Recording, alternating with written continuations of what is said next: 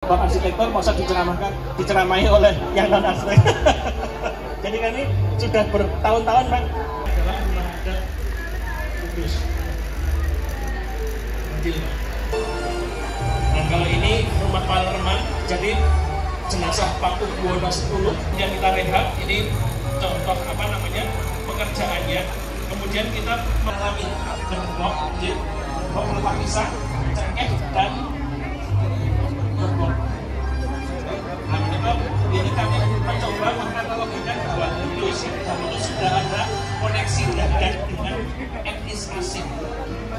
Salah satunya itu berhadapan dengan permisi ya Pak.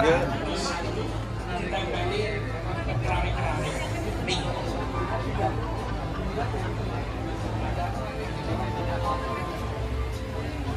Karena di situ ada di sini.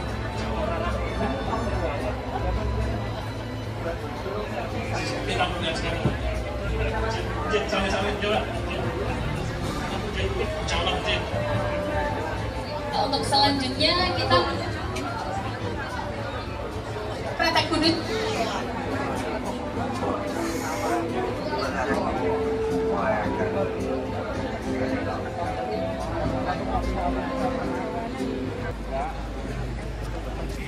Assalamualaikum warahmatullahi wabarakatuh. Perkenalkan saya Panji dari Paku berupa Kudus. Dalam pameran ini saya menampilkan dengan tema berupa Kudus. Jadi saya akan tentang pesan-pesan mengenai yang ada di Kudus.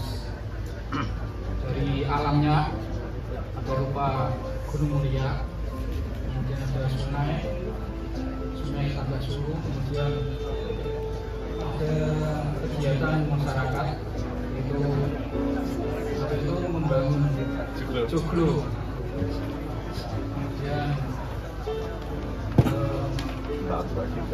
ada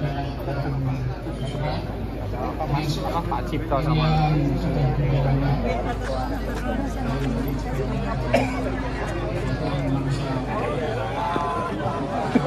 bisa ngerti baik.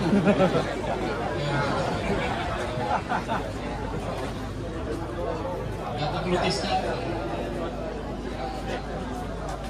ya kata pelukisnya ini anaknya dan ini cucunya yang sudah berbeda.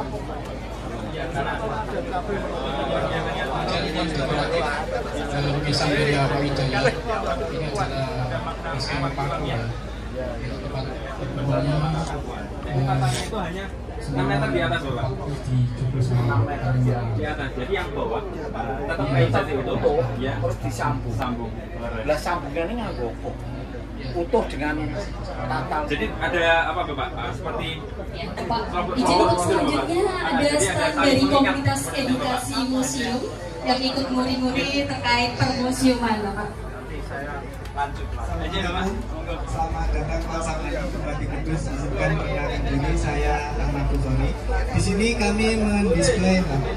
Di sini jenengan bisa lihat peta tahun 1806 yang dibuat sebagai acuan pembuatan jalan raya Kudus. Assalamualaikum. Waalaikumsalam warahmatullahi wabarakatuh. Ada sebuah kawasan rawa besar yang dulunya merupakan penyebutan laut pedalaman yang sekarang menjadi sekitar desa Kasiar.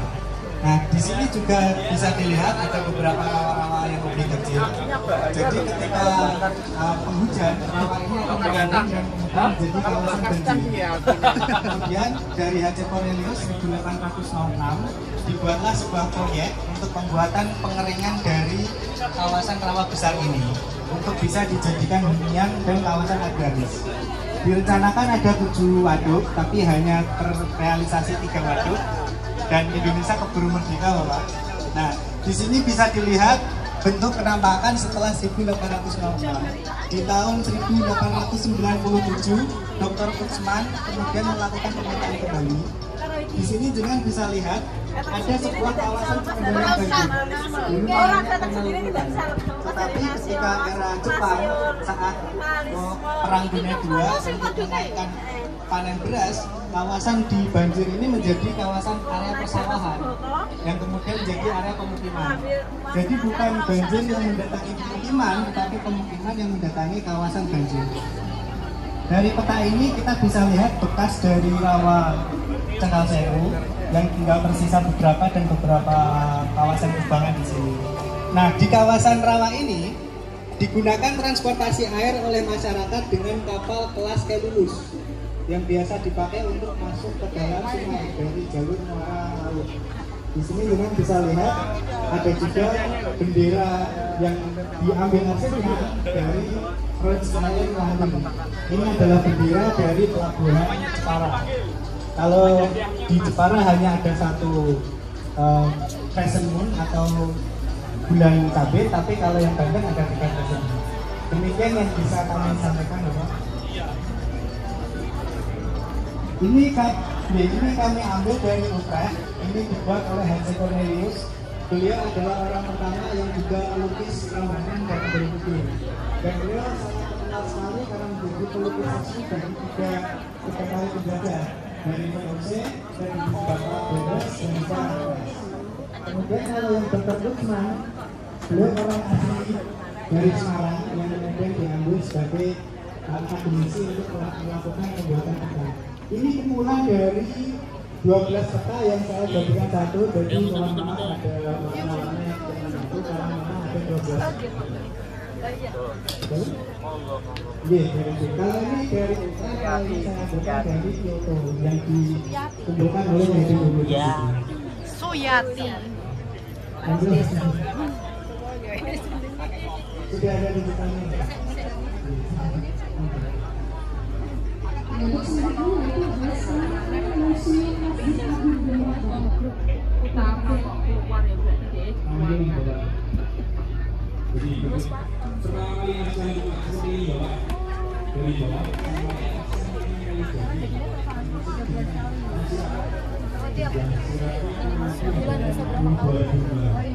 Kami itu pernah 3 hari baru di rumah, baru pulang 3 hari di rumah tuh ditelepon sama pondoknya. Yang mau nggak mau dijemput lagi soalnya, tapi nggak saya bawa ke Kudus, saya rawat aja di Bandung 2 minggu. Iya, iya. Saya kenapa bapaknya gitu kan? Terus saya nggak udah selesai kok. Yang lain kena lagi. Iya.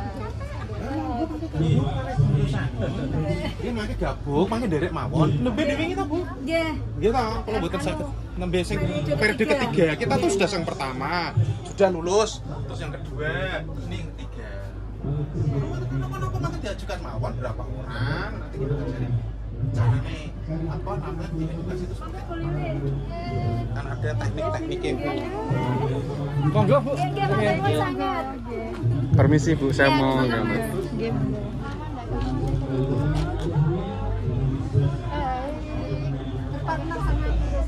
Ya kita terima. Oh beli mah. Bukan ya. Buah pulang Kudus. Udah di kota. Oh tapi ini komunitas ininya. Ya.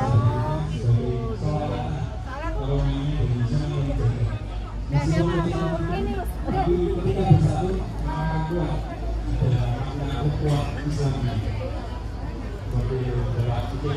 Ini di sebelah sini ya Pak. Permisi ya Bu. Oke. Kita kalau letak sokok dulu 4 ada di tengah. Jadi wakaf dari 4 Sunan, Sunan Ampel, Sunan Gunung Jati, Sunan Bonang. Ini dari mana Bu ini Bu? Dari Tego, Piji. Bahannya apa aja nih Ki? Pandan, yang itu jenengan pegang pandan. Pandan. Terus goni. Terus terakhir enceng gondok. Oh, ada enceng gondok juga. Ini bahannya ya. Serat alami semua. Serat alami. Betul Pak. Ada makna lain. Ternyata setelah diteliti itu sebagai shock background-nya masih tahan lama. Jadi ketika terjadi bencana, betul tidak langsung patah. Luar biasa. Terima kasih. Harganya kisaran berapa sampai berapa Bu? 3.000 sampai 500-an. 3.000 sampai 500 ribuan. Assalamualaikum Bapak. Terima kasih Bu. Di stand kami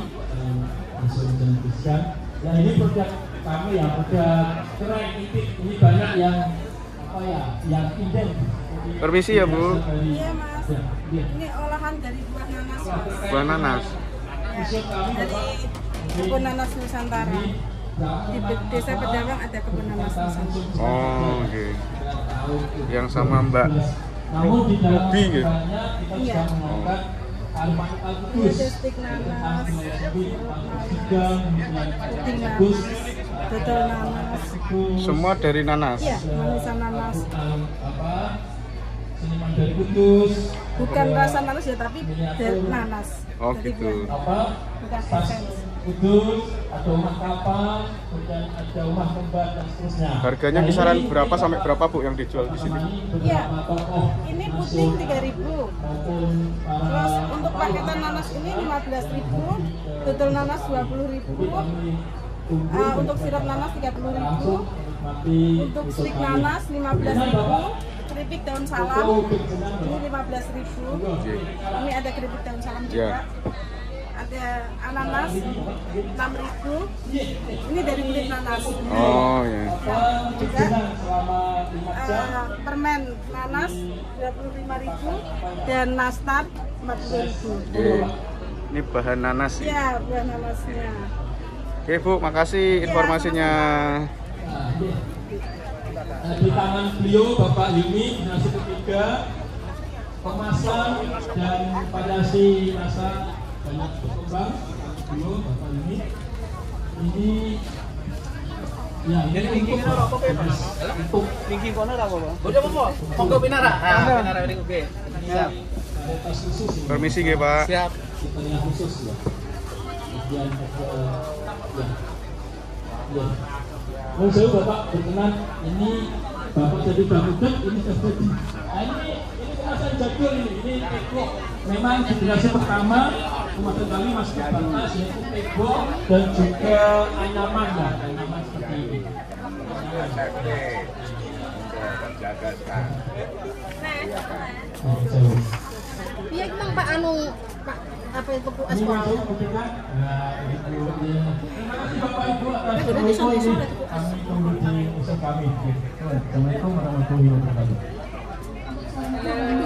Ye, permisi ya Bu. Apa aja Bu yang dijual di sini Bu? Ini ada es dawet, Ye. ada ini seteling, kaleng, ini ada apa namanya? Kondor, ada puli, itu pergetuan di situ Mas. Oh gitu. Ini jajan-jajan jadul ya Bu? Iya, Oh. ada pergetuan. Ini untuk kampanye. Itu ada wok sama jatilut. Untuk kisaran harganya Bu di sini berapa sampai berapa Bu? Ye. Dari 2.000 sampai 5.000 campur di sini ya. Oh gitu. Mulai dari 2.000 sampai 5.000. 6.000 ya, karena kita wedangnya ini 6.000. Oh gitu. Ada wedangnya juga? Ada. Wedang ronde sama es dawet, es dawetnya 5.000. Oke. Matur nuwun informasinya. Nggih. Sekarang kita apa perkembangan sekolah, bagaimana beratnya perjuangan untuk membuat sebuah laporan. Sekarang ini kami punya sebuah mesin proyektor Pak. Sekarang ini fokus Wedang rosella, Nggih. wedang alang-alang, ini dipakai di buat Ini apa Bu ini Bu? itu kelor. Kelor nggih. Yang dijual apa aja Bu di sini Bu? Ini minuman serbuk instan, ada yang kencur, ada temulawak, ada jahe, Oh gitu. ada kunyit asam, sama jahe alang-alang. Dari mana nih produksi mana Bu? Ini dari produksi Imam Madinah Prambatan Lor. Prambatan Lor. Ya.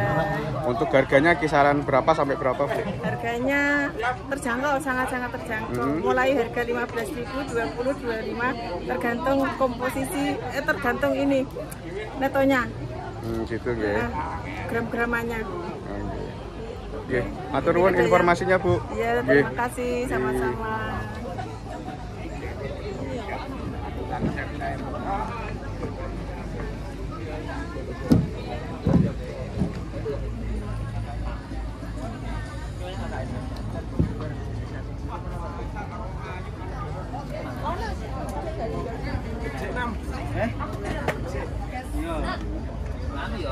ibu-ibu dan mas-mas udah kena ya?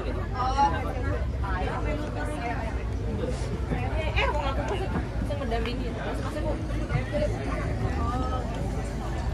Tosan aji pati ayam. Endi kerismu? Kerisku iki lho. Iki. Keris yang paling tuwa iki. Iki dudu keris jenenge. Jenenge Katga lho bener kok. Siap. Permisi nggih, Pak. Monggo.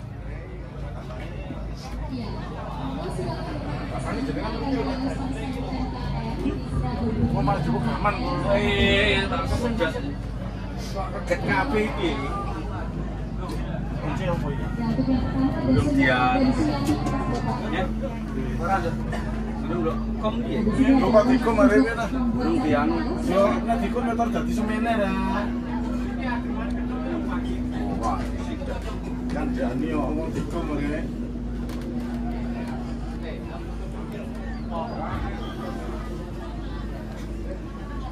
Jadi jenengan, Pak.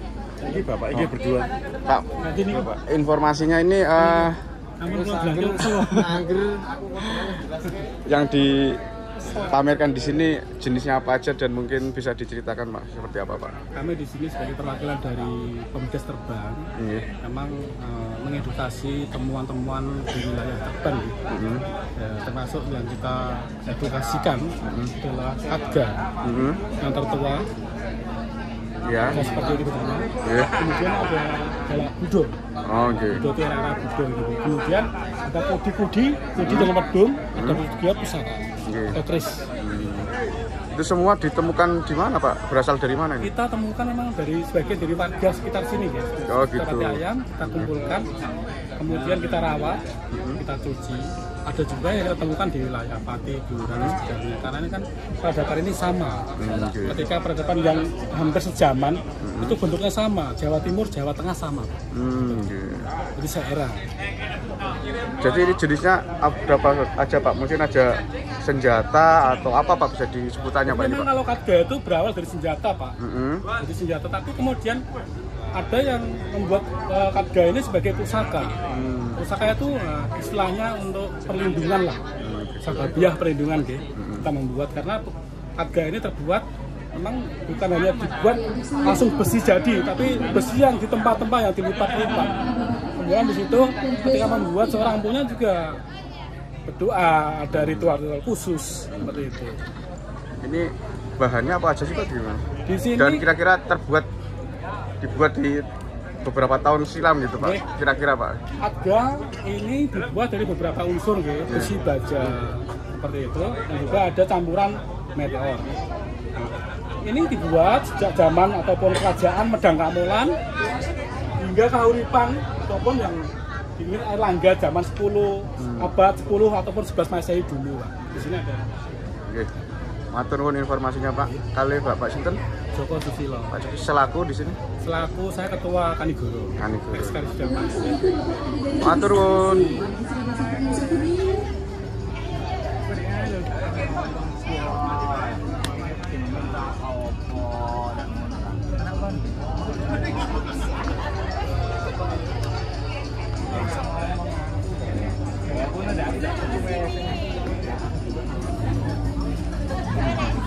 Itu WA bulan September. Siap.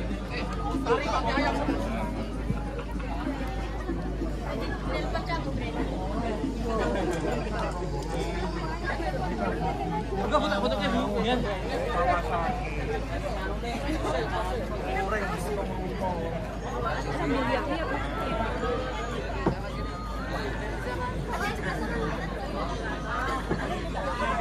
Mbak Ramalia ini dalam rangka apa kesini, Pak? Karena kan saya lagi liburan apa ya? Liburan kelulusan gitu kan. Jadi saya juga kayak mau cari aktivitas baru kayak ya mungkin ke gimana, karena ini kan di museum ya, mungkin kayak mengenal sejarah. Oh, di sini tadi aktivitasnya apa aja? Melihat apa aja? Tadi saya sih udah baca bagian Cagar Budaya, terus pameran tempor apa sih namanya? Yang musim dari Magelang, terus udah dari Jenang juga, udah dari yang apa Demak juga, sama seni rupa.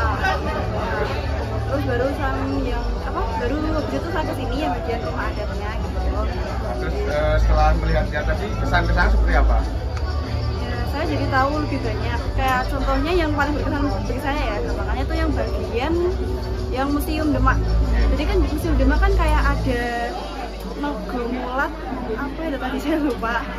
Nah itu tuh kayak saya baru tahu ternyata arti dari prasasti itu tuh menggambarkan tahun berdirinya sebuah Masjid Demak itu sendiri, terus juga tahun pemugarannya, terus juga kayak ada yang menjelasin apa ya tadi, tahun dilantiknya Raden Patah jadi Sultan pertama di Kesultanan Demak kayak gitu. Terus untuk yang lainnya mungkin yang stand-stand lainnya? Kalau stand-stand lainnya saya jujur tadi agak pengen ketawa itu waktu di Magelang tadi kan kayak ada kuis-kuis gitu kan. Kuis ngerjain matematika, simpel sih, itu matematika apa ya, kayak pertambahan buat kalian gitu aja. Tapi karena tadi kan ada timingnya cuma 100 detik dan saya tuh kayak udah ke trigger sendiri sama timingnya kan, jadinya kayak sering kehabisan waktu kayak gitu sampai ngulang berkali-kali nggak bisa kayak gitu. Untuk stand-stand yang lain yang mungkin ada kaitannya dengan Kudus sudah lihat tadi? Yang kaitannya sama Kudus tadi apa ya? Yang itu Denah menuju ke Museum Pati Ayam ini. Sebenarnya tadi itu melihatnya cuma sekilas sih Kak, soalnya kan emang panitianya tadi lagi ngejelasin ke orang lain. Jadi kayak ya saya melihat sekilas yang sekiranya saya penuhin aja gitu. Terus habis itu saya kesini. Nah saya juga baru tahu ini kalau ternyata bangunan Joglo Pensil itu tuh terdiri cuma dari 3 ruang utama. Ada Joglo Sastro, ternyata itu bagian terasnya baru tahu kalau saya itu ternyata teras. Terus gedongan sama pawon. Nah satu hal yang masih saya bingung dari peta ini tuh bagian kamarnya tuh bagian yang mana ya Kak? Kalau tahu aja sih Kak. Kayak gitu. Terima kasih. Panggilannya Mbak siapa? Rahma. Mbak Rahma. Ya. Pak Bupati, agenda sore ini Pak bisa dijelaskan Pak? Siapa? Agenda hari ini pembukaan pameran temporer di Museum Pati Ayam ya. Di sini juga ada beberapa museum-museum yang ada di kota lain juga ikut hadir, ada dari Pati, dari dari Jogja, Magelang, Semarang, termasuk Demak. Demak juga hadir, Pacitan juga hadir ya. Ini nantinya terjadi saling tukar pikiran, tukar informasi, berkolaborasi bagaimana meningkatkan museum-museum yang ada di Indonesia ya. Ini sebagai bentuk pembelajaran, edukasi kepada generasi muda, bagaimana menghargai, bagaimana mengetahui tentang sejarah Indonesia di wilayah masing-masing. Tadi udah berkeliling ke stand apa aja Pak, dan mungkin kesan-kesannya seperti apa Pak? Standnya di museum-museum, termasuk di beberapa ekonomi kreatif ya. Kesan-kesannya sangat luar biasa Kabupaten Kudus ya. Kami juga nanti perintahkan kepada Dinas Pendidikan Pemuda dan Olahraga, sekolah-sekolah di sekitar sekolah-sekolah yang ada di Jekulo maupun yang di kecamatan lain untuk ikut nyambangi pameran di sini. Upaya ke depan seperti apa Pak untuk memajukan museum? Ke depan kemarin kita sudah ketemu dengan Pak Menteri Budaya tentang status Museum Pati Ayam, karena ini mengulang lagi. Kita ulang lagi mulai dari cagar budaya kabupaten, provinsi sampai nasional. Dan nanti dari nasional akan memberikan bantuan-bantuan untuk pengelolaan dan pembangunan Museum Pati Ayam. Karena ini tanahnya masih tanah desa, kita akan selesaikan lewat dinas terkait dan dibantu oleh BPD yang lain. Nanti ada tukar guling dengan tanah milik Pemkab yang ada di Langit. Pada tahun ini terrealisasi Pak? Gimana? Pada tahun ini terrealisasi? Masih usulan, masih bentuk usulan karena status ini kan provinsi, tapi dari pusat untuk diulang lagi karena harus dari bawah, mulai cagar budaya tingkat kabupaten, provinsi sampai nasional. Aturun.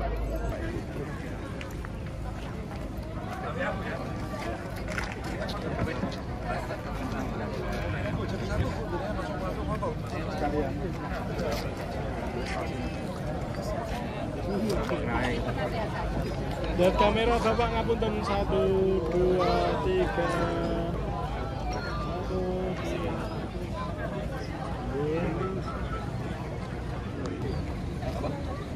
2. Tunggu di pendopo. Tanya kita yang kita siapkan tendanya ada 25 yang museum dari luar Kabupaten Kutai sudah sampaikan di laporan.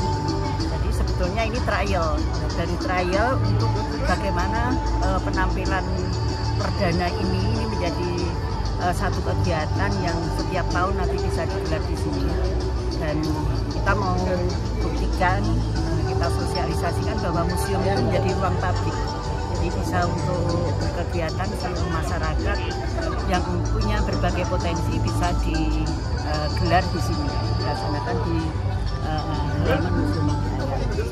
Dan harapan kami juga nanti tahun depan pameran seperti ini nanti akan kita buat lebih besar lagi ya, karena setelah kita mapping itu bisa muat sampai 50 stand. Jadi nanti insya Allah nanti akan kita persiapkan menjadi pameran nasional seperti itu, sehingga potensi yang dimiliki oleh Pati Ayam yang sampai sekarang sudah mendapatkan perhatian sampai ke Kementerian Kebudayaan, yang notabene Pak Menteri Kebudayaan sudah memberikan satu support yang luar biasa, dan juga upaya-upaya Pak Bupati untuk bagaimana menjadikan tanah ya ini nanti akan menjadi tanah pemerintah Kabupaten Kudus, sehingga kami nanti untuk pengembangan ke depan akan lebih mendapatkan support dari berbagai pihak, mulai dari kementerian ya, bahkan nanti dari ASEAN gitu ya, itu nanti akan juga membantu pada pengembangan museum. Bu, terkait upaya untuk menjadikan cagar budaya nasional gimana? Ya ini kemarin sebetulnya kita sudah punya status cagar budaya tingkat Jawa Tengah, Provinsi Jawa Tengah. Akan tetapi ketika mau kita ajukan ke tingkat nasional, kawasan Pati Ayam ternyata ada 2 kabupaten, sehingga kita tidak bisa mengusulkan sendiri-sendiri.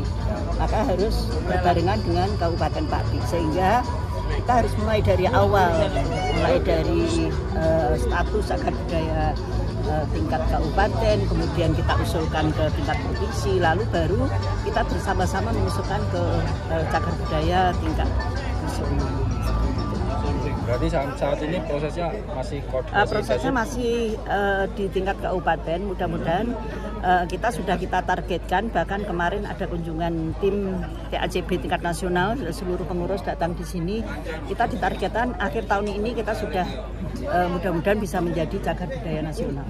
Selain persetujuan antar wilayah, apa lagi Bu syarat yang? Ya ada persyaratan secara teknik ya, yang nanti akan didampingi oleh BPK 10. Ya, di antaranya ya memang sudah menjadi cagar budaya tingkat provinsi, dan persatuan lain yang lumayan agak banyak, dan itu secara bertahap sudah mulai kita siapkan sejak kemarin. Akan tetapi kita harus mulai dari awal dulu. Bu, untuk pameran ini ada berapa stand dan potensi apa yang ditampilkan, Bu? Ada 25 stand, ada tadi laporan saya ada pameran museum ya, kemudian pameran ekonomi kreatif, terus kemudian pameran potensi hasil karya seniman-seniman dan budayawan ya, di mana memang kenapa ini kita kolaborasikan ya, agar ketika orang melihat pameran museum itu mereka tidak tertarik, ada kegiatan-kegiatan lain ekonomi kreatif mereka jadi tertarik. Kemudian juga kita tampilkan berbagai kegiatan kesenian ya, yang kita tampilkan di panggung mulai dari pagi lomba-lomba sampai nanti sore. Jadi panggung ini sebetulnya full ya, dan sore hari ini akan kita adakan cara sehat yang mengundang pakar-pakar. Artinya ini menjadi satu wisata edukasi ya, untuk memberikan pembelajaran kepada masyarakat, utamanya di lembaga pendidikan ya. Tadi Pak Bupati sudah menghibur juga untuk di Distipora untuk mensupport ya, dengan kunjungan dari anak-anak SD, SMP, dan juga dari kemarin kita juga bekerjasama dengan MGMP ya, untuk menghadirkan murid-murid SMA, SMK, dan SMA untuk hadir selama 3 hari sampai 5 hari. Harapannya Bu dengan adanya pameran seperti ini, Bu? Ya, harapan kita Museum Purbakal Pati Ayam semakin terkenal, semakin dikenal luas oleh masyarakat, tidak hanya masyarakat nasional, tapi masyarakat internasional. Bahkan tadi kita ngobrol-ngobrol dengan Museum Pacitan, jadi ikut merasa bangga bahwa Museum Pacitan adalah museum nasional. Jadi ini menjadi beliau juga ikut merasa bangga, jadi bahwa sekarang Museum Pati Ayam jadi terkenal gitu. Tidak hanya di tingkat kabupaten, kemudian tingkat provinsi, bahkan sudah tingkat nasional, karena ini sudah mendapatkan perhatian langsung dari Pak Menteri Kebudayaan Republik Indonesia. Matur nuwun.